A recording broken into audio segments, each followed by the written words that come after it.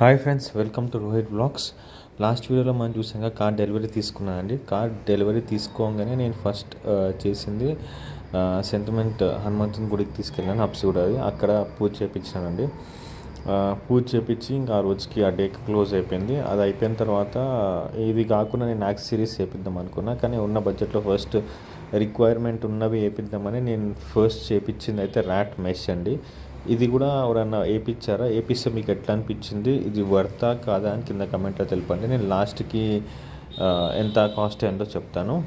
బాగానే వేసాడు rat mesh అయితే. ఫస్ట్ ఇక్కడ డీటెయిలింగ్లో ఆయన జాక్ పెట్టి లిఫ్ట్ చేసి ఫ్రంట్ పక్కన రెండు పక్కన టైర్స్ తీసేసిండు. ఇట్లా జాక్ పెట్టి లిఫ్ట్ చేసి తీసేసి ఆ తర్వాత కింద అంతా ఫస్ట్ ఇక్కడ టైర్ తీస్తున్న వీడియో అటాచ్ చేసాను చూడండి.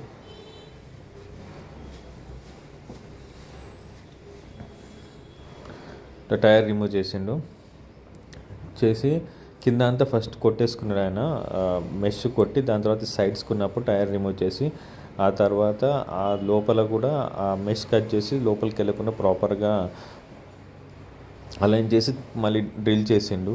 కాకపోతే ఏంటంటే ఆ మెష్కి నట్స్ పెట్టి నేను ఇంత ఫ్రంట్లోనే వీడియోలో అటాచ్ చేస్తాను. ఆ స్క్రూస్ అనేది దీనికి డ్రిల్ చేశాడు. అదొకటి కొంచెం ప్రాబ్లం ఎఫెక్ట్ అవుతుందా అని అనిపించింది, కానీ వేరే ఆల్టర్నేట్ లేదు. చూడండి అక్కడ రైట్ సైడ్లో మీకు నట్టు కనిపిస్తుంది. దాన్ని డ్రిల్ చేసిండు ఆయన, డ్రిల్ చేసి హోల్డ్ చేయించిండు. ఇలా ఇటుపక్క అటుపక్క టూ సైడ్స్ క్లియర్ బాగానే చేసి నట్స్ డ్రిల్ చేసిండు. వాళ్ళ క్లియర్గా బాగా కనిపిస్తుంది నట్స్. అట్లా డ్రిల్ చేసి ప్యాక్ చేసిండు మొత్తం వెళ్ళకుండా.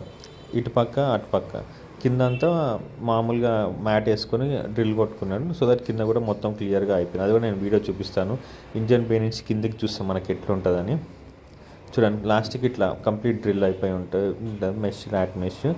ఇంజన్ బే నుంచి కూడా నేను ఇంకొక యాడ్ చేస్తాను చూడండి. ఇంజన్ బే పైన చూస్తే కింద ఇట్లా ఉందండి. ఇంజన్ బే నుంచి చూసినప్పుడు కింద ర్యాట్ వెళ్ళకుండా మొత్తం.